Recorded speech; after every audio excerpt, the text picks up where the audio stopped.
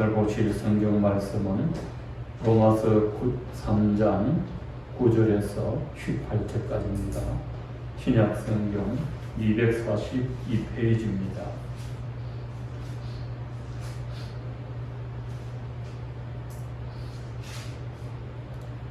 로마서 3장 9절에서 18절까지 함께 읽겠습니다. 그러면 어떠하냐? 우리는 나오냐? 결코 아니라 유대인이나 헬라인이나 다 죄 아래 있다고 우리가 이미 선언하였느니라. 기록된 바 의인은 없나니 하나도 없으며 깨닫는 자도 없고 하나님을 찾는 자도 없고 다 주부처 함께 무익하게 되고 선을 행하는 자는 없나니 하나도 없도다. 그들의 목구멍은 열린 무덤이요 그 혀로는 속임을 일삼으며 그 입술에는 독사의 독이 있고 그 입에는 저주와 악독이 가득하고 그 발은 피 흘리는데 빠른지라. 파멸과 고성이 그 길에 있어 평강의 길을 알지 못하였고 그들의 눈앞에 하나님을 두려워함이 없느니라 함과 같으니라. 아멘. 로마서는 기독교 교리가 체계적으로 잘 기록되어져 있고 기독교 교리가 7가지가 있습니다.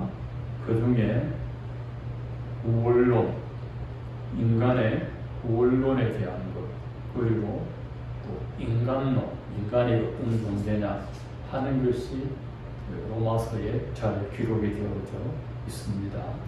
그래서 어떤 학자는 성경을 반지라고 한다면 로마서는 그 반지 가운데 있는 다이아몬드와 같이 빛나는 것이다 라고 했습니다. 이 로마서를 읽고 변화받고 하나님의 손에 쓰임받은 위대한 인물들이 많습니다. 성 어거스틴은 탕자였다가 로마서 13장 13절 14절 이 말씀을 읽고 그 말씀이 마치 번개처럼 정광석화처럼 영혼을 때려서 그 자리에서 회개하고 새 사람이 되어서 성자로 변화가 되었습니다. 종교개혁자 마르틴 루터도 로마서 1장 16절과 17절 복음에는 하나님의 의가 나타나서 믿음에서 믿음으로 이르게 하나니 그러므로 의인은 믿음으로 말미암아 살리라 함과 같으니라. 이 말씀을 읽고 구원의 도리를 터득을 했습니다. 그래서 이 로마서를 읽으면 죄인이 변하여 의인이 되고 기독교 복음과 교리가 무엇인지를 잘 알 수가 있기 때문에 이 로마서는 정기적으로 자주 읽으면 굉장한 은혜가 됩니다. 그래서 1장에서 3장까지는 죄를 다루고 있습니다. 1장은 이방인은 다 죄인이다 이렇게 선언을 하고 2장은 유대인도 죄인이다 이렇게 말합니다. 그런데 이 유대인들이 이방인은 죄인일 줄 알고 우리는 하나님의 백성이라 죄가 없지 않느냐 이렇게 반문을 합니다. 반문을. 그러니까 로마서 3장 9절에 이렇게 말합니다. 그러면 어떠하냐? 우리는 나으냐? 결코 아니라. 유대인이라고 배울 수 있느냐? 유대인이라고 이방인과 다를 수 있느냐? 아니라 하는 것입니다. 지금은 유대인을 구별하지 않지만 옛날에는 이방인과 유대인을 구별을 했습니다. 근데 지금은 영적인 유대인이 누구냐? 예수 믿는 사람이라. 우리 예수 믿는 사람들이 나는 죄가 없다 이런 생각을 할 수가 있습니다. 그래서 우리는 어떠냐? 유대인이나 헬라인이나 다 죄 아래 있다고 우리가 이미 선언하였느니라. 유대인과 헬라인은 이방인을 총칭합니다. 모든 사람은 다 죄 아래 있다. 죄 아래에 갇혀 있다 하는 것입니다. 죄의 사슬에 갇혀 있다. 성경은 처음부터 모든 인간은 죄 아래 갇혀 있다 그렇게 선언을 합니다. 사람이 죄가 있다 없다 말하기도 전에 이미 성경은 선언을 했습니다. 이 선언은 법정에서 판결을 내릴 때 쓰는 법정적인 용어고, 이 법정은 세상 법정이 아닌 하나님의 법정입니다. 하나님의 법정에서 모든 인간은 죄 아래 갇혀 있다 했습니다. 모든 사람이 죄 아래 있다는 것이 무엇을 의미하는 것이겠습니까? 인간은 죄로 말미암아 하나님의 주름한 심판을 받아야 할 죄인이라는 것을 말합니다. 우리가 가장 두려워하고 무서워해야 할 것은 죄입니다. 죄.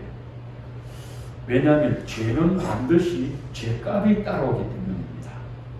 30년 전에, 50년 전에, 100년 전에 지은 죄도 끄집어내가지고 덜쳐야 합니다. 이 죄가 두렵습니다. 그리고 죄는 반드시 그 대가가 따라옵니다. 로마서 6장 23절에 죄의 삭은 사망이라. 여러분, 죄를 짓고 받는 월급이 사망이라는 겁니다. 죄 때문에 죽음이 왔고, 죄 때문에 저주를 받고, 죄 때문에 인간관계가 다 깨어졌고, 죄 때문에 영원한 멸망이 찾아왔습니다.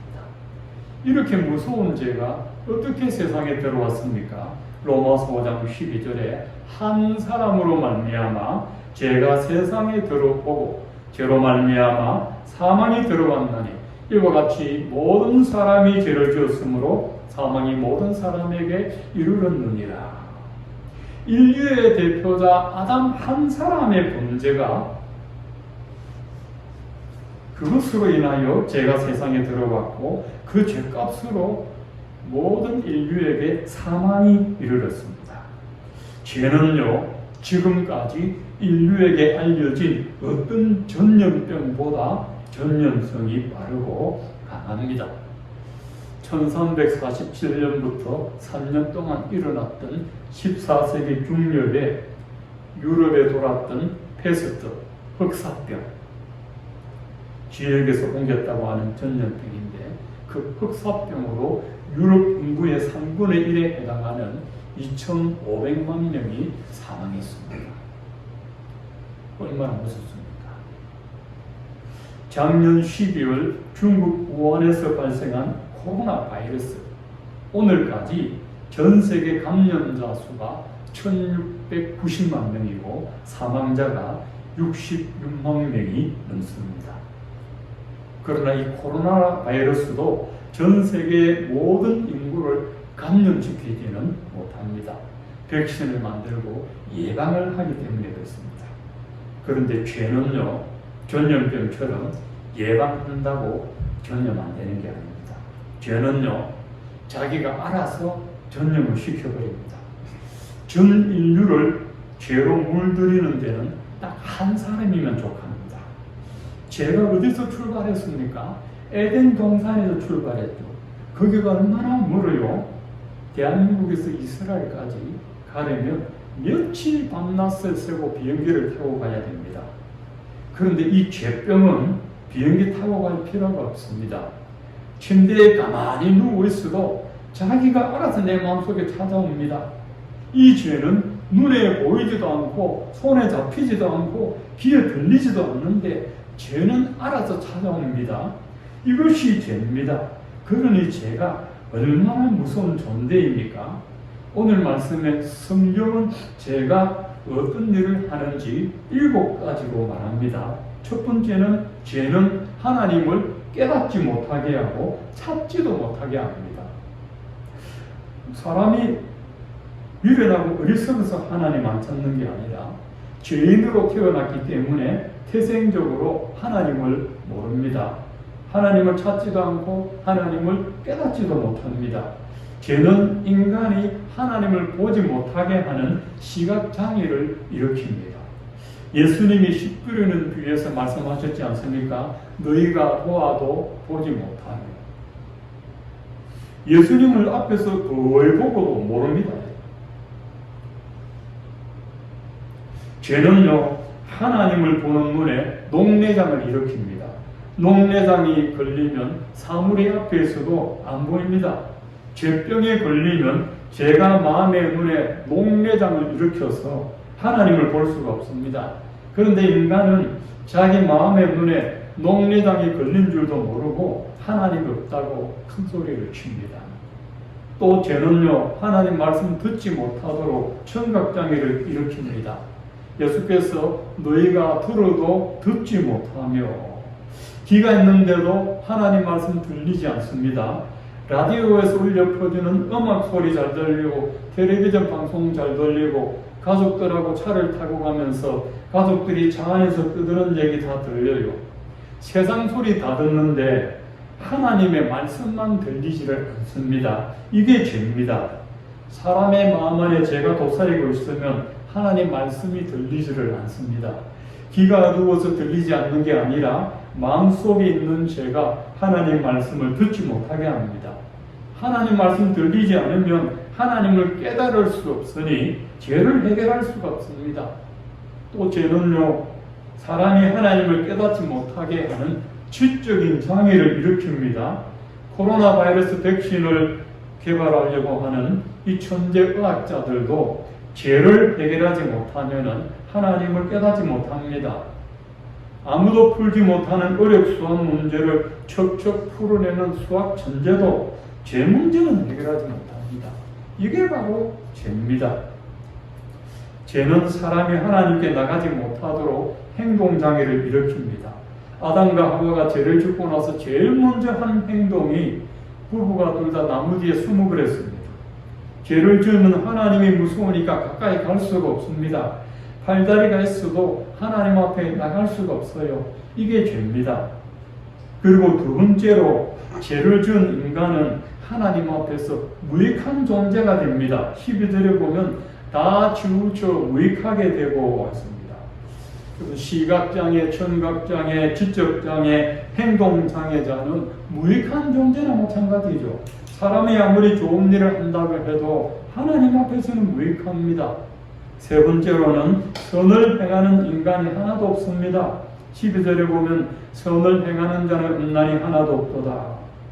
세상에 선한 사람이 얼마나 많고 선한 일 하는 사람들이 얼마나 많은데 왜 그런 소리를 하냐고 하지만 하나님이 보실 때는 선하지 않습니다. 하나님께서 선하다고 해야 그게 선한 것입니다. 여러분이 옳다고 옳은 것이 아니고 하나님이 옳다고 해야 옳은 겁니다. 선악의 절대 기준은 사람이 아니라 하나님입니다. 하나님만이 절대 선입니다. 여러분 이거 믿으십니까? 에덴 동산에 설치된 선악과를 왜 먹지 말라고 했지요? 사람들은 핑계를 댑니다. 하나님이 괜히 선악과를 두고 인간의 호기심과 궁금증을 유발해서 선악과 손대게 하지 않았느냐? 그게 절대 아닙니다. 선악과를 왜 두셨느냐? 선과 악을 판단할 분은 하나님 한 분밖에 없음을 알게 하시려고 그 선악과를 두셨고 아담과 하와가 그 선악과를 볼 때 그걸 깨닫게 하려고 눈에 보이게 하는 겁니다. 그런데 인간은 그 선을 넘어버렸기 때문에 죄를 범하게 되었고 죄값을 받게 되었습니다. 그 죄 아래 있는 인간은 무엇이 선하다, 무엇이 악하다고 판단할 절대적 능력은 없습니다. 네 번째로 인간의 입에서 내뱉는 말들은 다 사망의 말입니다. 13절, 14절 보면 그들의 목구멍은 열린 무덤이요. 여러분 죄는 어느 장애를 일으킵니다. 죄로 말미암아 사망 선고받은 인간의 입에서 나오는 말이 열린 무덤이란, 여러분 무덤은 닫혀 있거든요. 무덤은 다 흙으로 파묻어 놓습니다. 열어놓으면 냄새가 나죠. 벌레가 생기죠. 다 덮어 놓습니다. 그런데 열린 무덤이 딱 하나가 있어요. 인간의 입이, 목이 열린 무덤이라는 거죠. 죄로 인하여 죽은 사람의 마음속에서 나오는 그 말은 시쳇말이라는 거죠. 죽음의 말이라는 것입니다. 죽음의 말. 그 혀로는 속임을 일삼으며 인간의 마음은 거짓말을 생산하는 공장이고 인간의 뼈는 거짓말을 내뱉는 출구라는 겁니다. 그 입술에는 독사의 독이 있고 그 입에는 저주와 악독이 가득하고 여러분, 독사에도 저주와 악독이 다 뱀을 상징하는 마귀 아닙니까? 인간의 입에서 나오는 말들이 저주고 악독으로 가득합니다. 죄를 지은 인간은 마귀의 속성을 닮았습니다. 다섯 번째로, 인간의 발은 사람을 죽이는 데 빨라요. 15절에 본 그 발은 피 흘리는 데 빠른지라. 죄를 지은 인간이 하는 최종적인 끝은 살인입니다. 아까 죄의 삭은 사망이라고 했지 않습니까? 이 사망은 육체적인 사망, 영적인 사망, 영원한 사망이 있습니다. 죄를 지으면 먼저 육체가 병이 들고 영혼도 죽고 지옥에 가서 영원한 사망에 떨어지는 겁니다. 여섯 번째로, 죄를 지은 인간의 미래는 파멸과 고생의 가시밭길이 예비되어 있습니다. 16절을 보면 파멸과 고생이 그 길에서 평강의 길을 알지 못하였고, 하나님 앞에 죄를 지은 인간이 아무리 잘 살아보려고 노력한다고 해도 그 마지막은 파멸과 고생길이 훤합니다. 병든 사람만 고생길이 훤하고 가난한 사람만 고생길이 훤하고 가부와 고아와 그런 사람들만 고생길이 훤합니까? 아닙니다. 부자도 마찬가지입니다. 부자도 죄를 지으면, 죄를 해결하지 못하면 그 마지막은 파멸과 고생입니다. 부자나 가난한 자나 병든 자나 못 배운 자나 병든 자나 건강한 자나 마지막은 다 파멸과 고생입니다. 그러니까 마음의 평강이라고는 없습니다. 인간의 몸이 편할 수는 있습니다. 그러나 영적인 평강은 하나님만 해주십니다. 하나님이 마음이 없는 사람이 마음이 평안하다고 하는 것은 가짜 평안입니다. 요한복음 14장 27절에 예수님이 내가 너희에게 평안을 끼치느니 곧 나의 평안을 너희에게 주노라. 내가 너희에게 주는 평안은 세상이 주는 것 같지 아니하니라. 예수님이 주시는 평안이 세상이 주는 평안과 왜가 다르냐? 16장 33절에 예수님이 해석했습니다. 이것을 너희에게 이르는 것은 너희로 내 안에서 평안을 누리게 하려 함이라. 세상에서는 너희가 환난을 당하나 담대하라. 내가 세상을 이기었노라. 세상이 주는 평안은 환경적인 평안입니다. 환경이 좋아져야 마음도 평안합니다. 그러다가 환경이 나빠지면 또 마음의 평안도 떠나가 버립니다. 예수님이 주시는 평안은 환경을 뛰어넘는 영적인 평안입니다. 어떤 평안이냐? 세상에서 환난을 당할 그때에도 예수님의 평안이 임하면 우리는 담대해질 수가 있다는 겁니다. 여러분, 우리 삶의 염려가 얼마나 많습니까? 염려 많으신 분들은 마태복음 6장을 읽으시고 빌립보 4장 6장 6절 7절을 계속 암송하세요. 아무것도 염려하지 말고 모든 일에 기도와 간구로 너희 구할 것을 감사함으로 하나님께 아뢰라. 그리하면 모든 지각에 뛰어난 하나님의 평강이 그리스도 예수 안에서 너희 마음과 생각을 지키시리라. 불안해서 염려할 때 기도하면 그 염려를 뛰어넘는 하나님의 평강이 내게 옵니다. 그래서 여러분 기도해야 됩니다. 그리고 마지막 일곱 번째로, 죄를 지은 인간은 결정적으로 하나님을 두려워하지 않습니다. 18절에 보면 그들의 눈앞에 하나님을 두려워함이 없느니라. 자, 맨 첫 번째, 하나님을 깨닫지 못하고 알지 못하고 찾지 않는다 그랬잖아요. 마지막도 하나님으로 끝나요. 하나님을 두려워하지 않습니다. 이 18절 말씀은 시편 36편 1절이 인용됐는데 거기는 더 정확하게 나와 있습니다. 악인의 죄가 그의 마음속으로 이르기를 그의 눈에는 하나님을 두려워하는 빛이 없다 하니 그가 스스로 자랑하기를 자기 죄악은 드러나지 아니하고 미워함을 받지도 아니하리라 하니라. 자, 죄인의 마음속에는 하나님을 두려워하는 진리의 빛이 없습니다. 우리 속에는 복음의 빛, 진리의 빛이 있어서 죄를 두려워하는데 하나님 없는 사람은 죄를 두려워하는 진리의 빛이 없습니다. 마음이 죄악의 어둠에 갇혔기 때문에 하나님을 두려워하지 않습니다. 죄를 지으면서도 자기 죄가 하나님 앞에 드러나지 않을 것이라고 믿습니다. 죄를 지으면서도 죄를 심판하시는 하나님이 두렵지가 않습니다. 이것이 죄가 주는 악의적인 담대함입니다. 죄를 짓는 일에 있어서만큼은 담대합니다. 죄 아래 갇힌 인간에게는 어떤 소망도 희망도 없고 영원한 멸망만 있죠. 이게 오늘 본문의 내용입니다. 근데 성경은 이렇게 끝나지 않습니다. 결론적으로 우리 인간은 죄 아래 갇혀 있고 영원한 심판 아래 있는데 우리가 정말 행복하려면 이 죄 문제를 해결을 봐야 되는 거죠. 죄를 없애려면 여러분 어떻게 해야 되죠? 죄를 없애는 방법은 예수님밖에 없습니다. 로마서 3장 23절에 모든 사람이 죄를 범하였음에 하나님의 영광에 이르지 못하더니 그리스도 예수 안에 있는 성령으로 말미암아 하나님의 은혜로 값없이 어렵다 하심을 얻은 자 되었느니라. 할렐루야. 여러분 속량이라는 단어 꼭 생기세요. 노예 시장에서 노예를 살 때 주는 몸값을 속량이라는 단어를 썼습니다. 로마 시대에.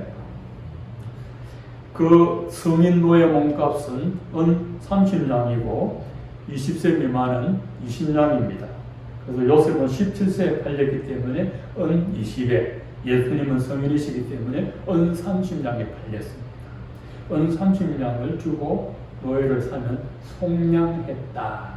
속량. 노예 몸값을 주고 사면 그 노예는 내 것이 됩니다.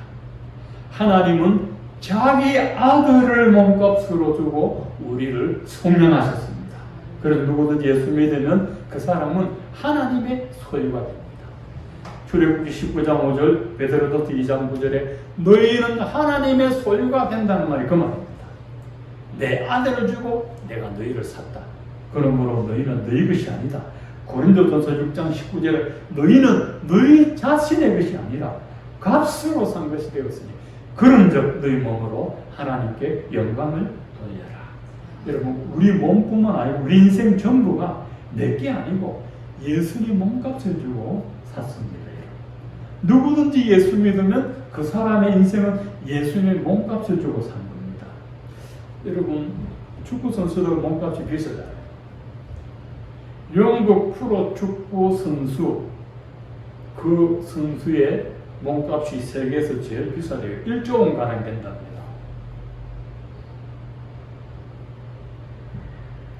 영국 프리미어 리그가 유명한데 영국 국가대표 선수가 전 세계 국가대표 선수들보다 몸값이 제일 비쌉니다. 엄청 비쌉니다.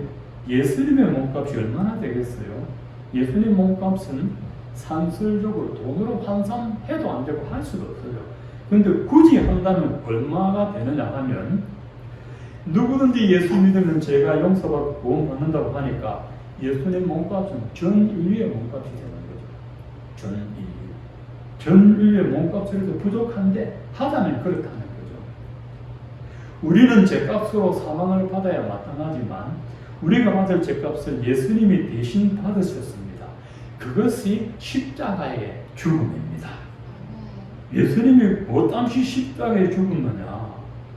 내 죄값 때문에 죽은 거예요. 갈라디아서 2장 20절에 보면 내가 그리스도와 함께 십자가에 못 박혔나니 그럼 되기 전에 내가 쓴 것이 아니고 오직 내 안에 그리스도께서 사신 것이라. 나는 십자가에 못 박혀 본 적이 절대 없습니다. 그런데 성경은 우리가 예수 믿으면 우리 죄도 십자가에 같이 못 박혀서 사라져 버린다는 거예요. 2000년 전에 예수님이 갈보리 언덕에 십자가에 못 박힐 때 나는 거기 없었어요. 근데 내가 예수 믿는 그 순간에 내 옛 본성이 그 십자가에 제한된 본성이 못 박혀 죽어버린 거예요. 그것을 그리스도와 함께 십자가에 못 박혔다고 선언하는 겁니다. 예수 믿는다는 것은 우리 죄가 십자가에 못 박혀, 여러분 십자가에 못 박힌 사람은 옴짝달싹 못해요. 움직이면 더 고통스러워. 가만히 있어야 돼요. 근데 원칙적으로 우리 죄는 십자가에서 사라져버리고 없습니다. 없습니다. 그런데 우리가 왜 죄를 짓습니까? 그 이유는 조금 뒤에 말씀드리겠습니다. 그래도 우리가 죄를 지은 이유를 말씀드립니다. 자, 영원한 죄의 노예가 된 우리를 그 아들을 주고 우리를 사셨으니 이것이 얼마나 위대한 사랑입니까, 여러분? 여러분, 하나님의 사랑을 멀리서 찾지 마세요. 십자가 바라보면 알게 돼요, 십자가. 로마서 5장 19절에 한 사람이 순종하지 아니함으로 많은 사람이 죄인된 것 같이 한 사람이 순종하심으로 많은 사람이 의인이 되리라. 앞에 한 사람은 범죄자 아담이고 그로 인해서 모든 사람이 죄인이 되었지만 뒤에 한 사람은 예수님입니다. 둘째 아담 그리스도는 완전한 의인으로서 우리의 속죄자가 되셨습니다. 우리에게는 여러분 이 손톱만큼의 의의가 없습니다. 예수 믿을 때 하나님은 우리를 의롭다고 선언합니다. 의롭지 않지만 의롭다고 선언해줍니다. 이 세상에 하나님께서 의롭다 하실 사람이 단 한 명도 없다고 그랬는데 십자가에 달려 죽으신 예수 그리스도를 믿으면 하나님이 나를 의롭다고 법정적으로 하나님의 법정에서 너는 의롭다 선언해 주는 겁니다. 그래서 예수님은 죄 없는 죄인이 되셨고 우리는 의의 없는 의인입니다. 어떤 분은 의롭지 않는 의인이다. 애매모호하게. 어떤 분은 또 의로운 죄인이다. 왜냐하면 원칙상 예수 믿고 의인이 되었지만 우리가 육체를 가지고 있기 때문에 죄의 유혹을 받아서 죄를 짓기 때문에 의로운 죄인이라. 세상 사람은 그냥 죄인이고 우리는 의롭게 된 죄인이라는 것입니다. 근데 의로움 뒤에 죄인이 언제 떨어져 나갑니까? 주님 나라 갈 때 이게 떨어져 나가요. 우주 발사체가 뭐 그냥 안 나고 가다가 중간에 이것 떨어지고 저것 떨어지잖아요. 그래요. 천국에 갈 때도 있지요. 그때 떨어져 나가요. 왜냐하면 예수님은 의인인데 내가 말씀에 불순종하다 보니까 내가 죄를 지으니까 나는 의로운 죄인이 되는 게 어쩔 수 없어요. 빈손 들고 앞에 가 십자가를 붙드네 의가 없는 자라도 도와주신 바라고 생명샘에 나가니 나를 씻어 주소서. 우리가 하나님 앞에 나갈 때 빈손입니다. 우리 손에 아무 의가 없습니다. 아무 공로가 없습니다. 우리 손에. 죄인의 손에는 아무것도 가지고 나갈 수 없어요. 여러분 우리가 어떻게 존귀하신 하나님 앞에 감히 나갈 수 있습니까? 구약시대의 7월 10일 대속죄일에 대제사장이 1년에 한 번 백성들의 죄를 속죄하려고 하나님이 계신 지성소에 나갈 때 그 대제사장이 무슨 자격으로 나갑니까? 그 대제사장이 입는 옷이 뭐냐 하면 예수님의 의의 옷을 입고 들어가는 겁니다. 그 사람이 머리부터 발끝까지 전부 예수님의 의가 담겨있는 옷입니다. 여러분 그걸 입고 나간다는 거예요. 그 대제사장이 무슨 의로움이 있어서 하나님을 만나러 갑니까? 그 대제사장은 예수님의 그림자입니다. 진짜 대제사장은 예수 그리스도입니다. 그분만이 우리 죄를 안고 하나님 앞에 나갈 수 있는 겁니다. 우리는 어린 양 그리스도의가 아니면 하나님께 나갈 수 없습니다. 그리스도의 십자가 보혈의 은혜를 붙들고 우리가 하나님께 나가는 겁니다. 그래서 기독교 복음은 인간의 죄를 먼저 다룹니다. 그리고 이 죄를 고치는 방법을 말씀해 줍니다. 우리는 아담의 원죄로 인하여 하나님의 심판을 받고 육적으로 사망하고 영적으로 사망하고 앞으로 영원한 사망을 당해야 할 마땅한 죄인입니다만 하나님이 우리를 사랑하사 자기 아들을 주심으로 우리 죄를 단번에 속량해 주셨습니다. 우리는 이 은혜를 붙들고 살아야 될 줄 믿습니다. 여러분 돌고 도는 돌을 붙잡지 마세요. 10년 못 가는 권력 붙잡지 마세요. 십자가 은혜, 보혈의 은혜, 속죄의 은혜를 붙들고 살아가시기를 축원드립니다.